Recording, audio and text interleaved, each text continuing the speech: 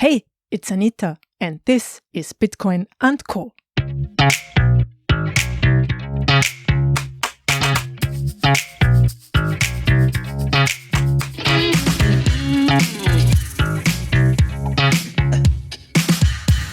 Mastering freedom. Hello, dear listener. Welcome to episode 80 of the Bitcoin and Co podcast. I'm talking to Zachary Kelman today. He is a New York-based attorney specializing in political, legal, and regulatory issues in and around Bitcoin, crypto, and blockchain technology. Prior to this, he was working in banking, monitoring international money transactions, looking for suspicious activities. Coming out of this environment, he was introduced to Bitcoin by his brother Daniel Kelman, who was the architect of the civil rehabilitation plan for Mt. Gox creditors. And Zachary afterwards left banking for crypto projects in the Caribbean and Southeast Asia. If you have a question, please send me an email to hello@anitaposh.com. That's posh with a C in between the S and the H. Or you can visit anita.link/80, where you will find an audio recorder to send me a message. You will also find the show notes of this conversation on this page. And now a word from my sponsors, and then enjoy the conversation. Shift Crypto and the Bitbox O2 hardware wallet.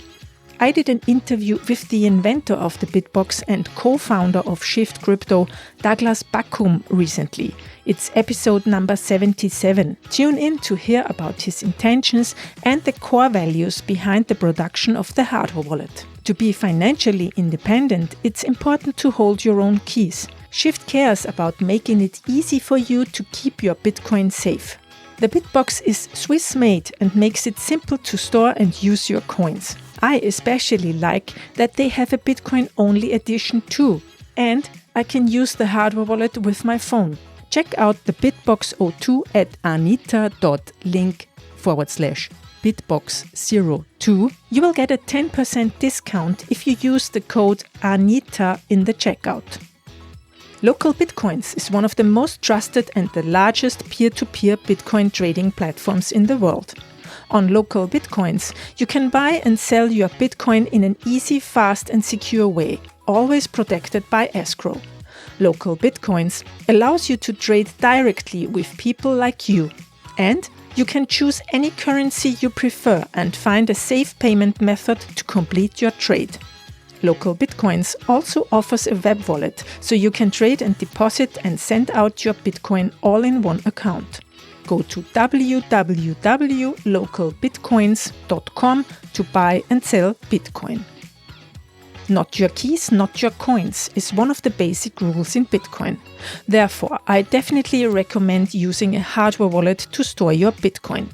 But if you have difficulties with the technical requirements and constant maintenance of hardware wallets, you can use the card wallet. The card wallet is a very simple and secure solution for long-term storage of Bitcoin and Ethereum. No software updates needed, and it leaves no traces on the blockchain, which is good for your privacy. You can give it away as a gift or inheritance. You send Bitcoin to it, and all you have to do is to store it in a safe place. The manufacturers are the Austrian State Printing House and Coinfinity, Austria's first Bitcoin broker, founded in 2014. Order your card wallet at cardwallet.com/Anita and get 20% off. And finally, a shout out to the Let's Talk Bitcoin network, where you can find other Bitcoin-related podcasts like Proof of Love, Bitcoin Audible, POV Crypto, and more.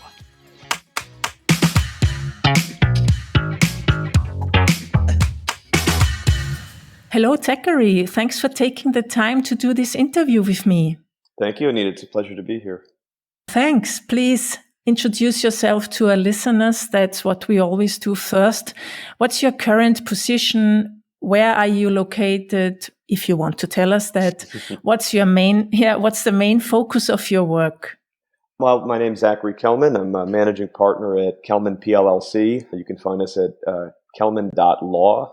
We are a New York-based law firm operating in pretty exclusively in the crypto space. We do litigation work in the US, and we also, so any kind of litigation you might need that has a crypto focus. That's kind of contract disputes, founder disputes, ICO issues, anything that has a crypto focus that might result in litigation.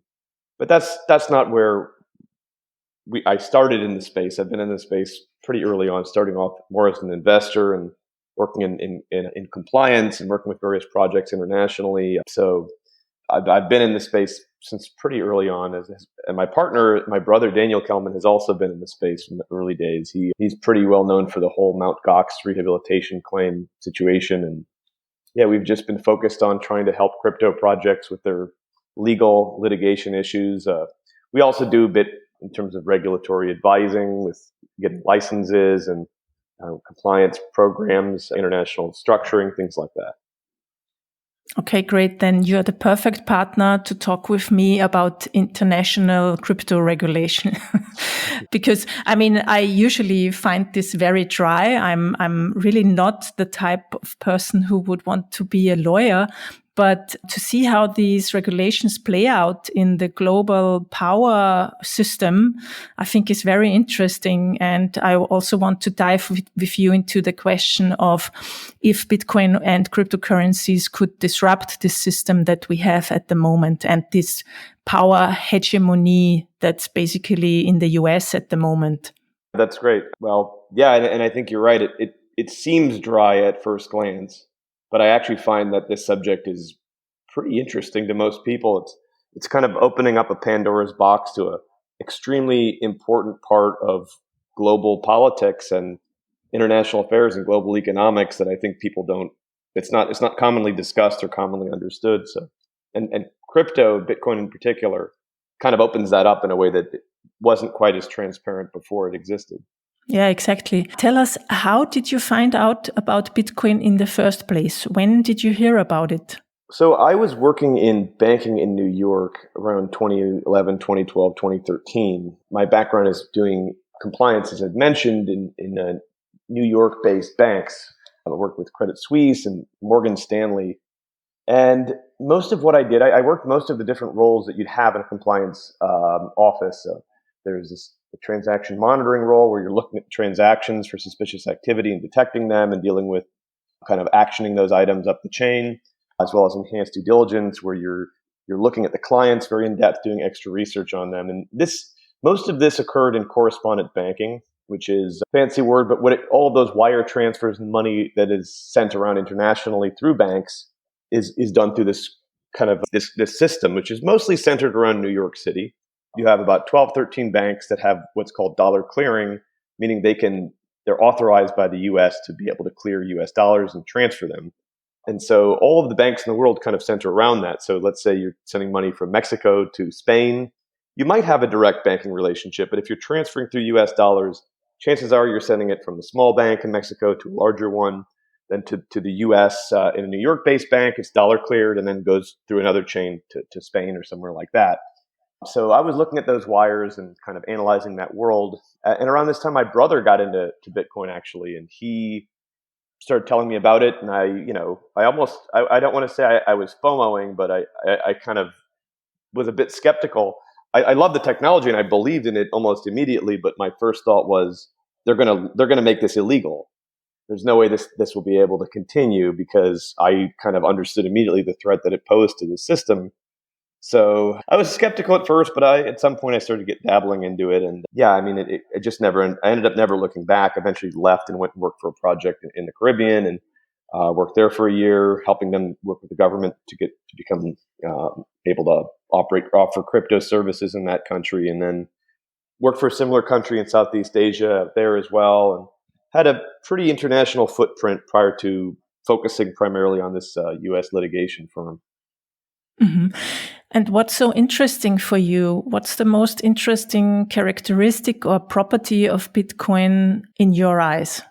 Well, for me, it was coming from that lens of working in banking. I hadn't realized this beforehand, but the way that money moves internationally is through this very linear correspondent banking system. You can move money in pallets of cash and gold and things like that, But the ways that you would do that would then heighten your risk to having access to that system. And so it's almost like I don't want to use a religious analogy, but it kind of reminds me of like a church or something, where the Catholic Church back in the medieval times prior to the Reformation, where the church kind of blessed everything, and the church's seal of approval was everything that you needed. That's not to say that the U.S. dollar and U.S. regulators decide what has value and what doesn't. But if you pass through these dollar clearing banks at the top of the system, once it goes to the other side, the dollars are cleared and cleaned. So realizing that, and realizing that all these international wires transferred through this bank, and knowing that my role was to filter them for what is high risk, what's low risk, what's money laundering, what's not money laundering. When I saw this system, which presumably allowed huge amounts of value to pass internationally without any, at the time it felt a lot more anonymous than it does now, but without any intermediaries, certainly, and with a sense of being, private, much more so than the bank was at the time. That really intrigued me. I saw it as a sort of hedge on the current system in a way that nothing else prior to which had offered. It was the first competitor to that system, in my view, in modern times. You just spoke about that these institutions or these banks are like the church, basically, back in the days. And you might have heard from Tour de Meester's paper on the Bitcoin Reformation. He exactly says the same, that it was a hierarchical system that came down because people didn't want to pay, I don't know how it's called in English. Indulgences. To the church anymore. And so the Great Reformation started. And it's interesting that you say that. And please tell us about the historical development. How did we get here? I mean, when did this all start, this system that it's so US centric? So I'd look at, you kind of have the rise of the US economy in the early 20th century in a world which was this kind of mercantile world where most of the world was carved up by European powers, and they had overt protectionist policies and their own monetary systems in these areas and protected them. So you really had many different monetary worlds, you could say. And look at the Great Depression, what caused it after the First World War. You can see the seeds of this happening. So at the end of the First World War, you had the Versailles Treaty and kind of a complicated, very impoverished world trying to kind of reeling after the war. And so you had for the first time this group, the League of Nations, which was somewhat ineffectual, but did allow for coordination amongst these countries in some level, or at least planning around coordination. So we can look at what they wanted to do and what they were concerned about and how the different relationships between these countries worked during this time. Clearly, they were all worried about global economic issues. They were worried about deflation. What are all these countries' monetary policies? How are they coordinated? So most of the European countries owed significant debts to the U.S. Germany owed lots of war reparations mostly to the French, but also to the British, and were unable to pay them. The French policy was something similar that sort of gold bugs today would like, which was a very deflationary policy where they were trying to hold as much gold as possible. And overall, ultimately, the U.S. ended up with this Smoot-Hawley tariffs, which tariffed the rest of the world. And ultimately, it was a disharmonious international economic world. U.S. policymakers in the early 20th century, leading up to the Second World War, wanted to eliminate this mercantile world. They wanted a world that was a free trade world, which we have today for the most part and have had since the end of the Second World War. But it's hard to even to conceive of this as a revolutionary thought in the early 20th century. But it was we're going to eliminate these borders, and to do that, especially at the end of the Second World War, where this system emerged, palatable to these countries. That the mercantile system protected workers and wages and things like that. So you had the Marshall Plan as a way of rebuilding Europe, which ultimately allowed Europe to enter into this global free trade system centered around the U.S. dollar. We call it the Bretton Woods system. And so ultimately it led to settlement happening on the dollar. The dollar became this global peg. It eliminated this kind of what you might call this monetary policy coordination issue. Rather than having every country on their own monetary policy, you had everyone centered around the dollar. If you want to look at a modern analogy, you look at sort of the Euro crisis and how budgets worked. European countries can't really coordinate around budgets in the same way. They coordinate around many things, but a lot of the issues between Northern Europe and Southern Europe in the Euro crisis were the fact that the Southern Europeans wouldn't change their budget, and the European Union is more or less threatened by that. If Europe had one government that controlled the budgets of every country, they could coordinate policy, but they can't. And so previously, you had a system where central banks they all had their own, they were all hedging with gold and other currencies. They didn't have a centralized system. So that was the appeal of the dollar system emerging after Bretton Woods. One central hub. Obviously, that's not the only source of value. You still have gold and everything else. It's not quite as centralized, as I'm making it sound. But comparatively to the earlier model, it was much more centralized. And we've had that since the 40s, essentially, where most of this world banks hold dollars. They treat dollars as gold. And the U.S. controls that dollar supply. And so New York Department of Financial Services in New York licenses those banks that are allowed to clear dollars, are allowed to take currencies, trade them, and kind of, rather than just trading like Forex, they're actually able to clear them effectively at that bank. And that's sort of where the policies are centered. The U.S. has its own financial policies. You can talk in the later 20th century with all the AML policy, anti-money laundering policies, the Bank Secrecy Act, and then ultimately the Patriot Act and everything else came from the U.S. And because of the U.S. system, it caused all the other countries to have to develop their own internal system similar to it. If they didn't do it, then the U.S.-based banks at the top would have to start de-risking them, classifying them as being higher risk, paying more attention to them. So it just kind of emanates from this New York chartering system. Mm-hmm. And I think in Bretton Woods, Keynes proposed the banker, which would have been a global currency or something like that. But the US was, after the Second World War, as the winners, they were so powerful to say, no, we use the US dollar. Is this correct? I think that's right. Yeah, it was. But if you look at the policy discussions beforehand, that system was something the U.S. had long wanted. It's not, to say that, I think that what Keynes proposed would have been more sensible. That this was a time where the U.S. power was at a max, and would have been difficult to convince them for the good of this overall system to do a monetary unit like that. The IMF tries to push out a similar model to today. To this day, they still have an alternative they like to push out. And then the US dollar was backed by gold up until 1971. Right. And then in, how was it called in 1971? Nixon? How was this called? The conference where he dropped the gold standard?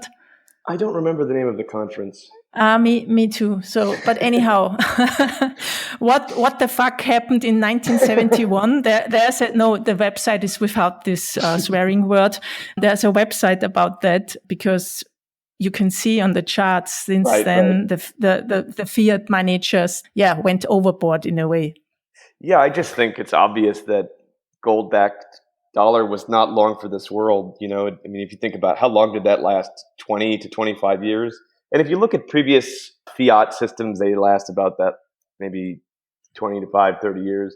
I just think this system, because it's been so universal, has lasted longer than any other system. So, you could just start it in 71 after the gold standard collapsed and look at it until now. And yes, you're right. These graphs show this. The global outstanding debt is a hockey stick curve coming out from that period. But what happened? The U.S. had promised to be able to repay the debts in gold and could no longer do that. There's a limited supply of gold. There's an unlimited supply of dollars. It's not surprising. I think France wanted its gold back. France, Britain did. A number of countries did. Maybe the best case I could make for it was just short-sighted international planning. The U.S. controlled like a third of the world's GDP and most of the world's oil supply and so forth at the end of the Second World War. And so they just didn't foresee Japan, Germany, and many other countries rebuilding within a couple decades and it no longer being sustainable. As far as I understand, we have a US hegemony and a Western world-driven hierarchical financial system where I would say maybe some thousand people decide on the fate and chances of billions of people worldwide. Is that right? I think that's the traditional system, but I think that that model's been eroding over time, mostly from democratic means. I mean, I don't. If you want to jump into some of the more recent policies we've seen from countries, particularly in Western Europe, in the past couple of years, or just the way that system's beginning to erode a bit. You can see that changing a bit. But generally speaking, you look at the 20th century, well, the late 20th century, the banking policies we've seen, it's been emanating from the U.S. policymakers and international organizations like FATF that have coordinated with these U.S. policymakers. Mm-hmm. And what are the consequences for maybe smaller countries or countries that are not so economical, well established in a way, if I can say that way? Do you have maybe an example of a nation state that is affected by these regulations and is a so-called high-risk country? What are the consequences then for the citizens of these countries? Well, it's kind of dicey territory. I mean, I can talk a lot about these countries and how this adversity affects them. The first thing that comes to mind is if you look at certain countries in sub-Saharan Africa, particularly countries that have a lot of guest work. I mean, you look at South Africa has a lot of guest workers from other countries in Southern Africa, and those guest workers pay up to 20-30% at certain points on remittances, and that's because there's a huge chain of funds going back and forth, and the risk rating is considered very high. So, and to be clear, when it comes to risk rating, who sets these risks? It's international organizations like FATF following up on the U.S.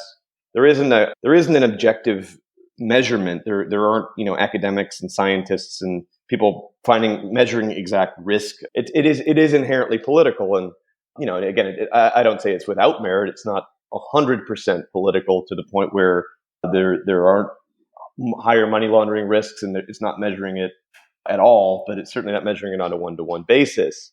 And one of the good examples to look at is, well, how do sanctions work? I mean, the international community would sanction North Korea or Iran or what have you, and effectively what we're saying is that entire country are criminals. They're blacklisted effectively.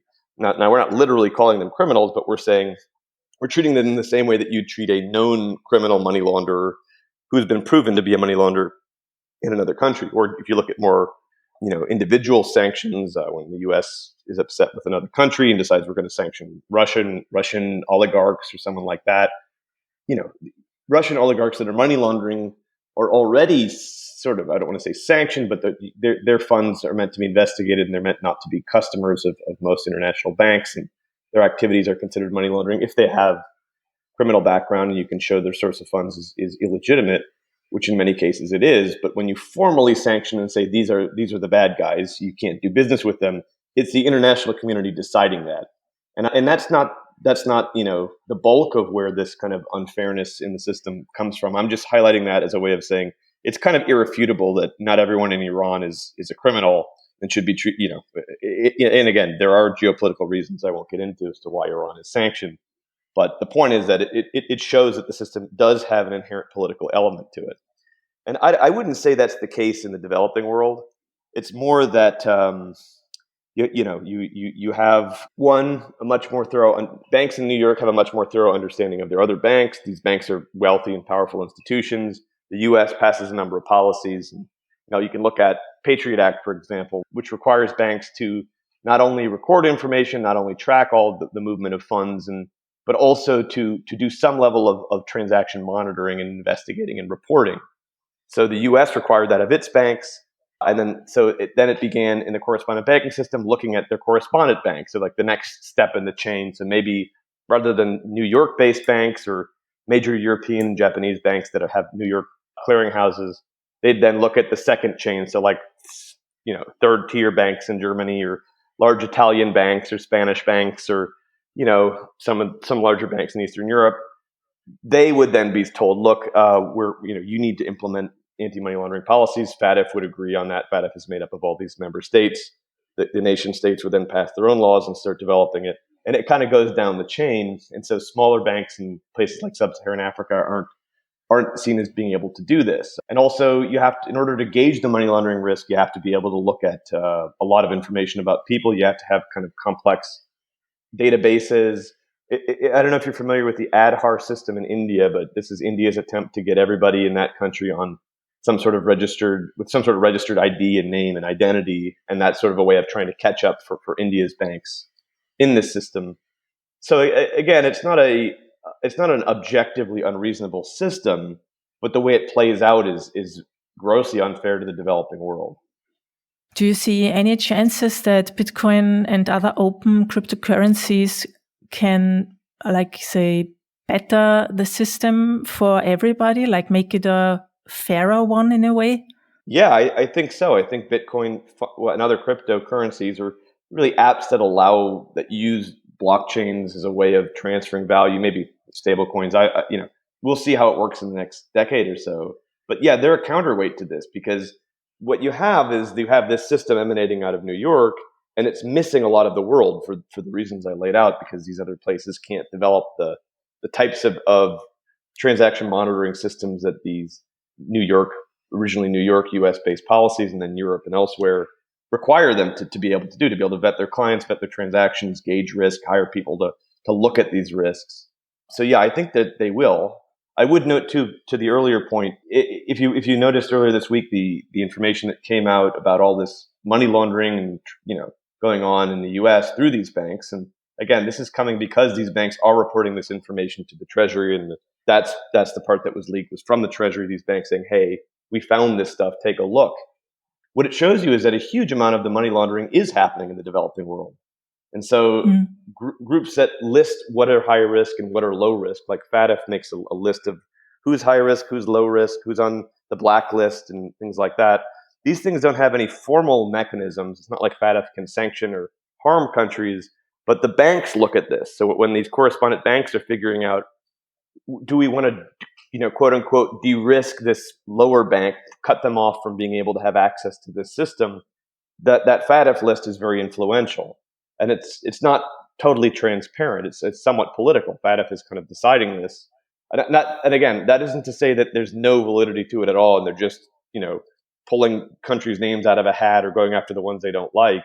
But it is political, because it's not being done through some objective decision making. And as we know from seeing the revelations that came out this week, a lot of, at the very least, and I would argue the bulk of the money laundering is happening through these banks, through through the countries that are deemed low risk.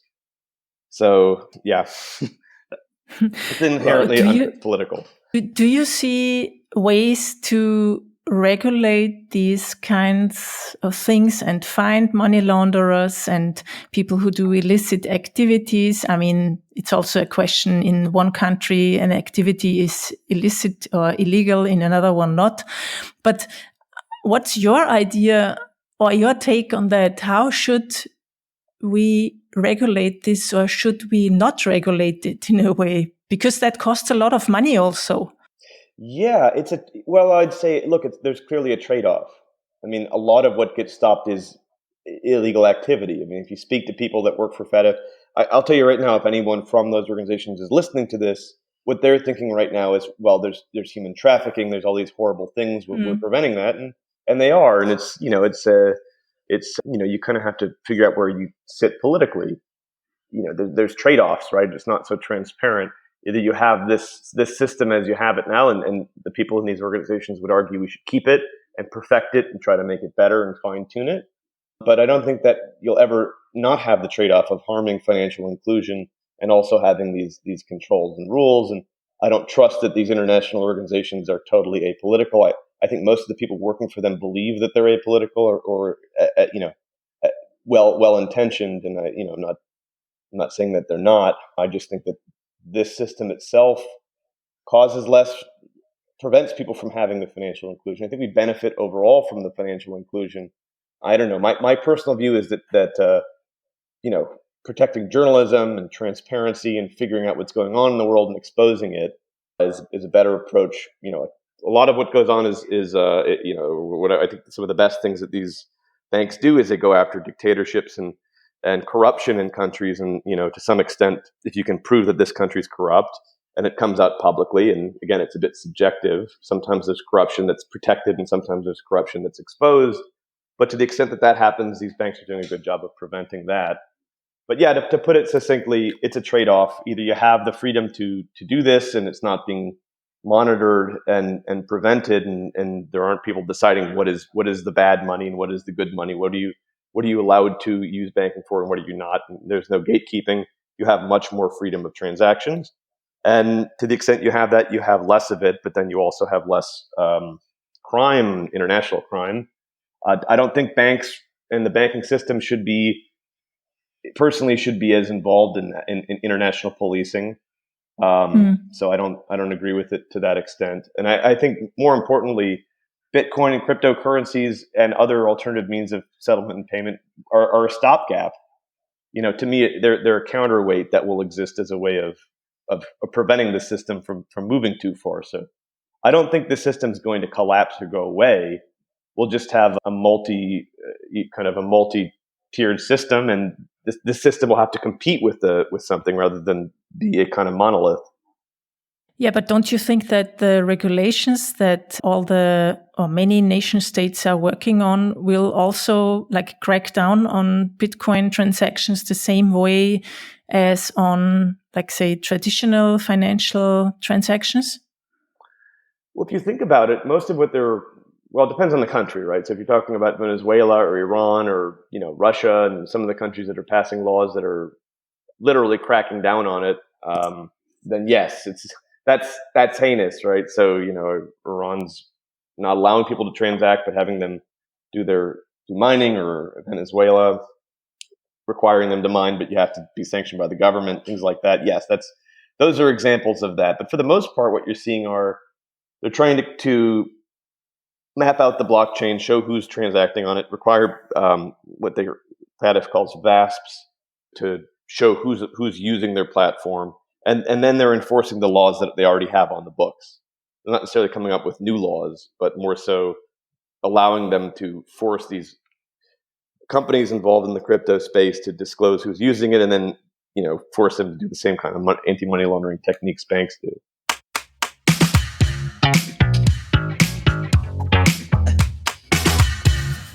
My goal is to educate as many people as possible about Bitcoin. If you like what I do, please contribute and support my work with a monthly subscription. You will get bonus content, early access, and ad-free podcast episodes. If you prefer, you can also donate Bitcoin or Lightning. Visit anita.link/p for more information. If you can't afford or have other priorities, I understand. You can also support the show. For instance, write a recommendation on Apple Podcasts. You can do that even if you do not have an iPhone. Go to Apple Podcasts, search for Anita Posch, scroll down to reviews, click on write a review, and write a few words. That's it. Thank you.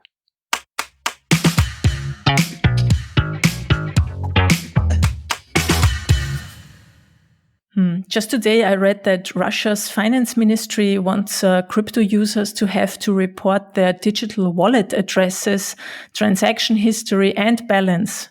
If the wallet receives more than 100,000 Russian rubles, that's around $1,300 during 1 year. So basically, that's every transaction one does. I mean, yeah. Do you think that Yeah, that's horrible. Exactly.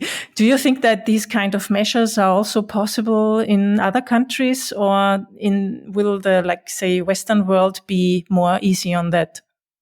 I mean, I'll say this first about Russia. One of the things that is quite common in banks dealing with Russian clients are that they have often you'll see a lot of suspicious activity that turns out to be innocuous. A lot of the time, a lot of the techniques you see in money laundering are used by people that are not money laundering in the Eastern Europe, former Soviet republics. A lot of the time they're trying to hide money from their own government. And so it looks like it's money laundering and you investigate it and it's legitimate. But no, I don't think that's, so I will say this. I think it's like you have big, powerful kind of empire states like Russia, or even like the United States, China, and to an extent the European Union, that are not totally accountable because they're so large, and they're pursuing policies that are to protect their own currencies and to protect their systems. Whereas I think the smaller political units are not. And so you can look at some of the laws that European nations have passed that seem to be at odds with the EU level policy. The French There's a French law that's exempting, and this is kind of undermining it, but not directly attacking it. But the French have a law they recently passed that I believe it exempts, or there's a lower tax rate for crypto transactions, and I believe and I think Portugal's got a similar law exempting on-chain transactions, so crypto to crypto, and so that's intended to bolster the crypto space. Germany is allowing banks to engage in crypto services.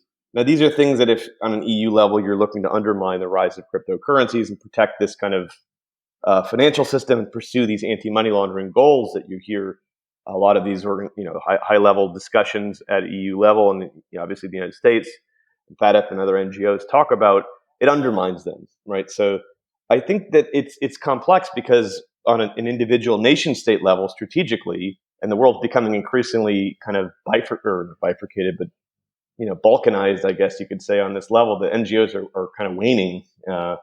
As a result of that, on a nation state level, I think certain countries are going to pursue policies that foster this and try to bring the business to their shores. And actually, if you look at flow of funds in 2017, during the ICO bubble, most of the flow of funds comes out of places like China and Russia and into places like Western Europe and the United States. So there is an incentive for a place like France to do that, to try to foster a community and bring the projects there. And so it's a tug and pull. And I think to the extent that these countries are democracies that are not beholden to NGO or ultranational level decision making and interests, you'll see a kind of a tug of war, and on the smaller nation states or regional level, you'll see them move away from the supranational interests. That sounds a little bit as if you would think that there would not be an agreement on the international global level, that all governments or many governments would agree on a worldwide ban of Bitcoin. What would you say? I mean, it kind of brings us back to that World War I conversation. The world was not organized in a global system that could make these decisions back then. And that's what led, in many views, to the Great Depression. People in the World League of Nations tried to get France to not go with the gold standard, and they tried to get the US not to pass these tariffs, and they tried to get the European countries to change the Versailles Treaty to allow Germany not to have to hyperinflate and things like that. But they couldn't coordinate it because you didn't have this massive NGO world. Many of the countries, US included, didn't even sign up for this structure. So it's a battle. I guess my point is, I think that these NGOs that we've had since the end of the Second World War are waning in influence and power. And so maybe the moment where you could have seen a ban on Bitcoin, if there was one, was a few years ago, and that's passed. I think it becomes less and less likely over time because certain places have it in their interest to do it. And also, it reminds me of international attempts to get rid of online gambling about 15 to 20 years ago. It was like a game of whack-a-mole. Banks would try to make it illegal. They'd go to different countries, and the international community tried to stamp it out, but it just kept going to different jurisdictions that saw it as an opportunity to foster that industry, and it's worth a lot of money.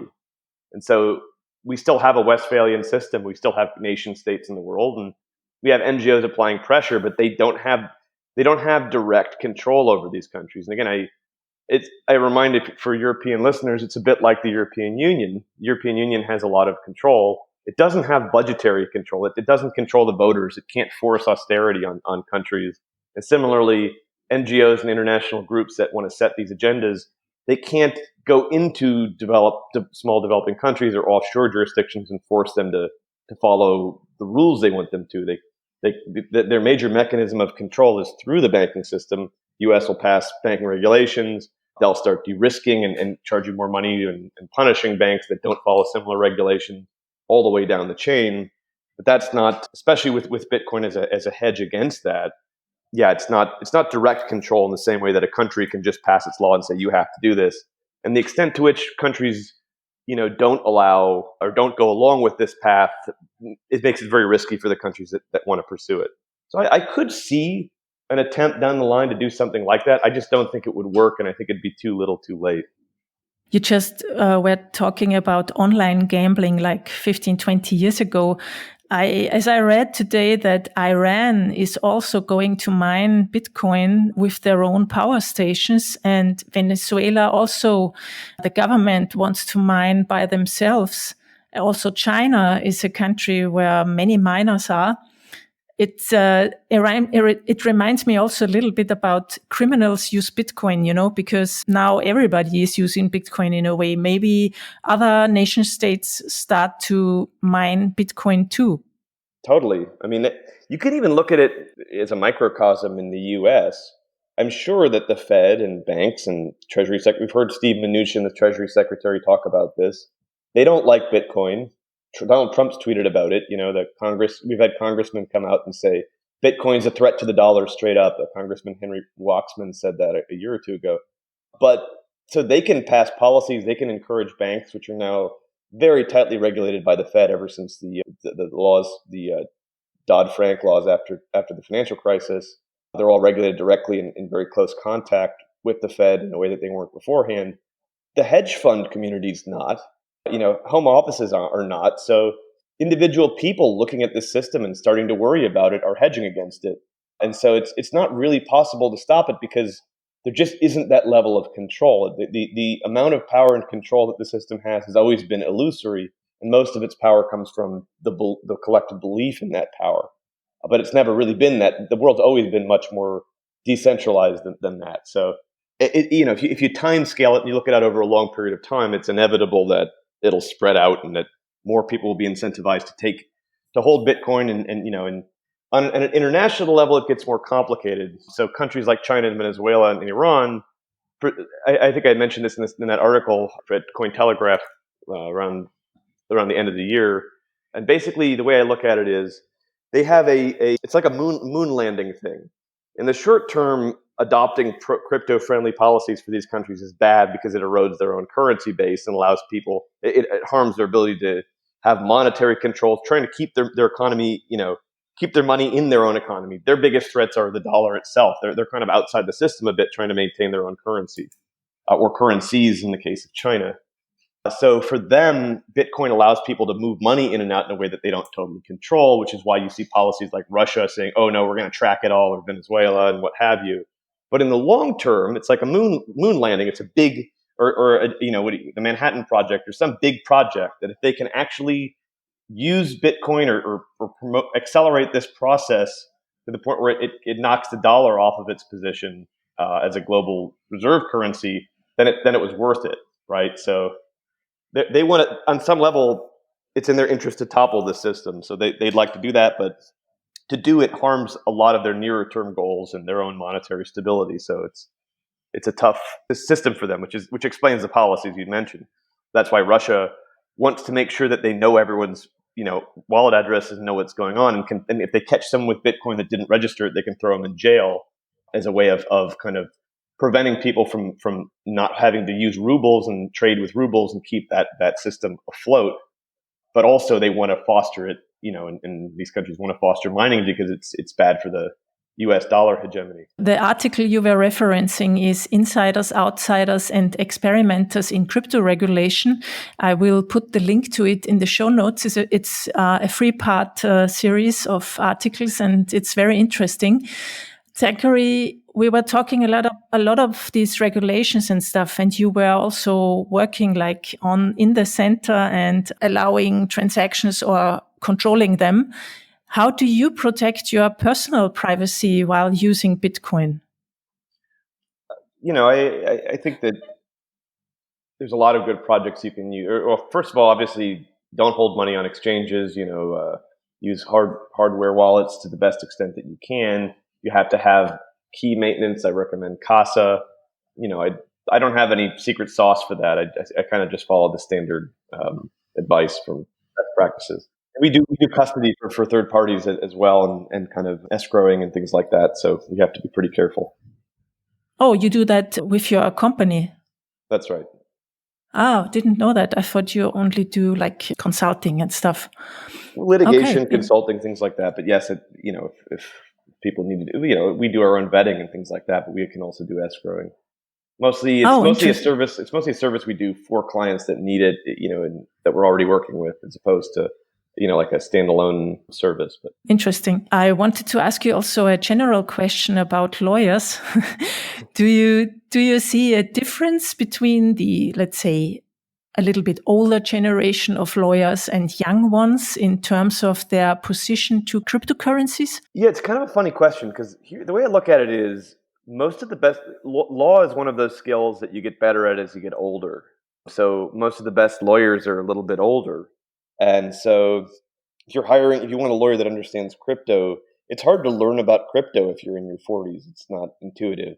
And I'd also note most of the American lawyers are kind of vested in the US system. So when I talk to US lawyers, it does seem, A, they're so used to how the US system works, and B, they take for granted that it's always going to exist and always have this international or this kind of international reach. So they just seem to want to be protecting the US and the US system. They seem to defend all the US laws whenever they're out there and look at the upside of those laws as opposed to taking it in an international focus on it. And that tends to be the case with most of the crypto lawyers. I don't really know too many many like Bitcoin. The ones I know in America that like Bitcoin, they're more just kind of like libertarianish gold bugs that don't like the dollar, and it's not a very they're not as interested in kind of the international effect of Bitcoin as a hedge on the system per se. It's more, and this is true, I think, in the U.S. in general. The focus is, hey, Bitcoin's a good gold replacement as an investment. Not Bitcoin is a way of allowing the vast unbanked world to have access to financial services and develop that part of the world. Or to personal freedom and stuff. Right. Yeah, I mean, what I can say, I was 47 when I started to learn about Bitcoin. It works. We can do it if we want. That's right. Yeah. What do you think do most people overlook when they talk about Bitcoin? Or maybe what are you missing in the public discourse about it? Yeah, it kind of dovetails on the point I was making just now, which is I think most people don't understand the financial inclusion issue in the developing world. So, and they don't understand why people would use Bitcoin. To them, they're looking at it as an asset class with their investment profile. That's the way it's discussed. It's this sort of CNBC approach to Bitcoin. It's a good tool to hedge your profile of U.S. based assets, and fixed income and equities, and you want to include a little bit of Bitcoin in your portfolio, and it's kind of seen as a hedge, as a deflationary asset in an inflationary world, rather than it's a tool for international settlement outside of the system. The censorship resistant component kind of got forgotten, and I think a lot of it is the 2017 bubble, and all these. It does seem like there's this permanent, innate pyramid scheme feature in the crypto space that's it's the shiny object attracting everyone's attention, and the actual alternative system that it presents is something that's moving very, very slowly and growing very, very slowly. And so you don't notice it. But that, to me, is a much more interesting and ultimately impactful difference, an impactful feature of Bitcoin and crypto in general, that's just, I don't want to say it's overlooked. It's not as exciting. And the information about that is not as relevant to people. Exactly. It's not such a hype about it, but for me also, it's the more important part of Bitcoin. Yeah. Yeah, I think it's because I think most people are looking at it from a self-interested standpoint. They're looking at what am I going to make money off of? And if you're looking at it from an intellectual standpoint or kind of academic standpoint, or even just political standpoint, the other feature is more interesting than just price action. Yeah. And in general, we are very concentrated on our next surroundings, on our daily life, and we don't look outside our own borders or the borders of our country. And yeah, but I think the real impact that Bitcoin can have will be a support or a tool for now, as we say it always, underdeveloped countries. But they need it actually much more than we do. Yep. And I would say too, I think one of the things that bridges the gap for me with people who are more in the kind of I call the CNBC focused world of crypto is people are wondering when are the other features of Bitcoin going to become relevant to people? When are people going to care about Bitcoin as a non-stable coin, non-US dollar settlement tool? It's not as good, obviously, as credit cards and things like that. And to me, it's when a major currency collapses, it changes overnight. right now, the understanding of the dollar versus Bitcoin, when you would use Bitcoin, if the dollar loses 20% of its value, or and this happens in other countries when their currencies lose huge amounts of value, the perception, you become a different person. The people become different people in terms of their economic outlook on these different assets. We only don't appreciate the appreciate the deflationary component and hedge against the dollar that Bitcoin provides, and ability to transfer it, because the dollar has lasted so long.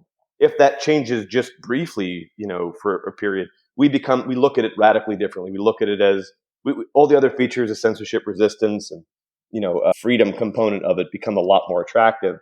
We just don't know why most people living in the developed world don't understand that, because we've been privileged enough to have this stable, especially in the US, a stable currency for so long. Exactly. But we don't know how this will play out in the coming years with all the pandemic situation and the endless printing of money. Most people, yes, exactly. But most people, I think, if you really talk about it with them, they know that it's going to end. I mean, there's some people that work for major financial institutions, or, they don't, they'll say it won't.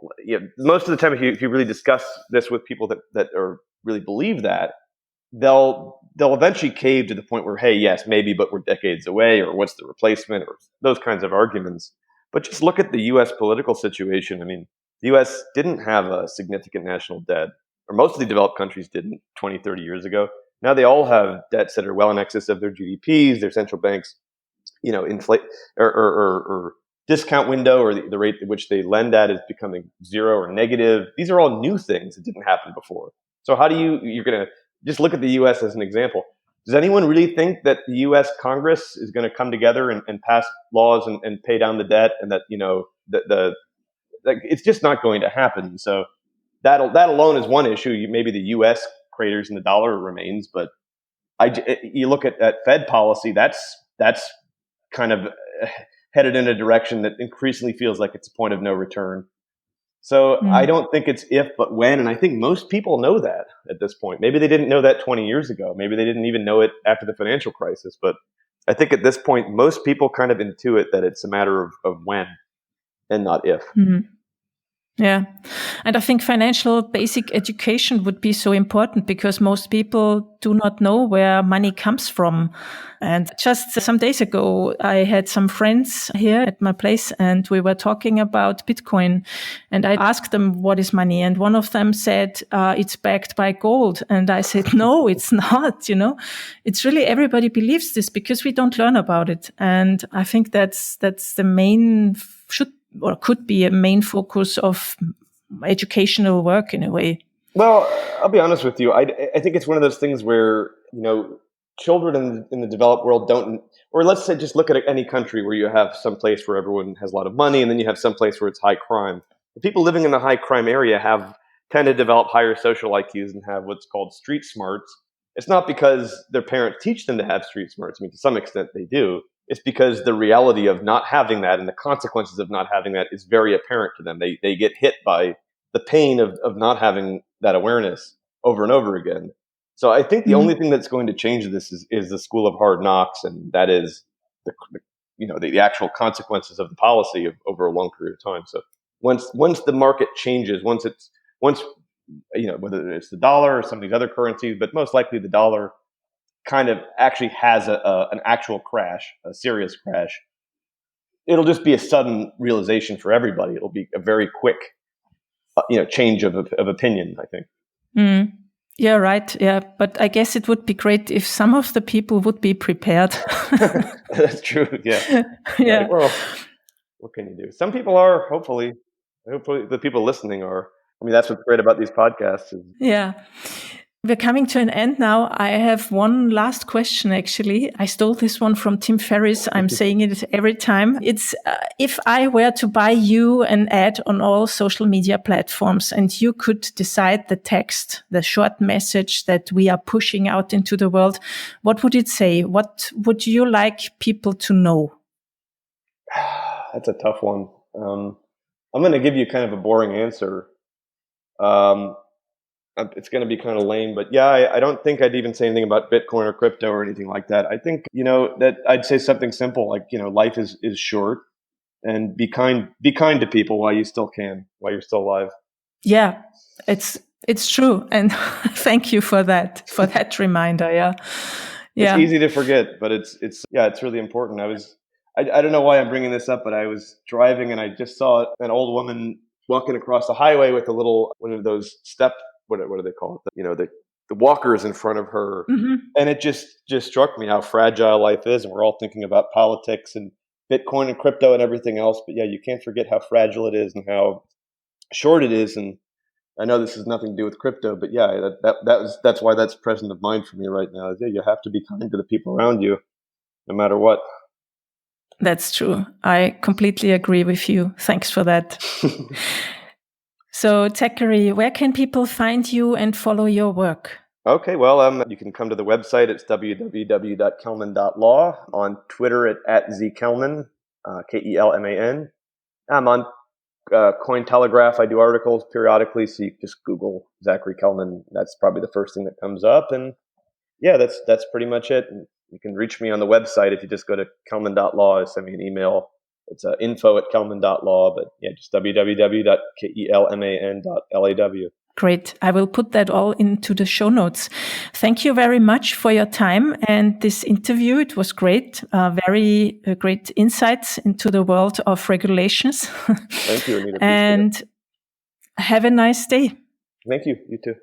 That's it for today. If you like my show, please share it with your friends and hit the subscribe button in your podcast player now. Thanks to my sponsors who make it possible that I can produce the show. Localbitcoins.com, Shift Crypto with the Bitbox 02 and Coinfinity with their card wallet. Music. Start with Yes, Delicate Beats. Idea, content and production. Yours truly, Anita Posch.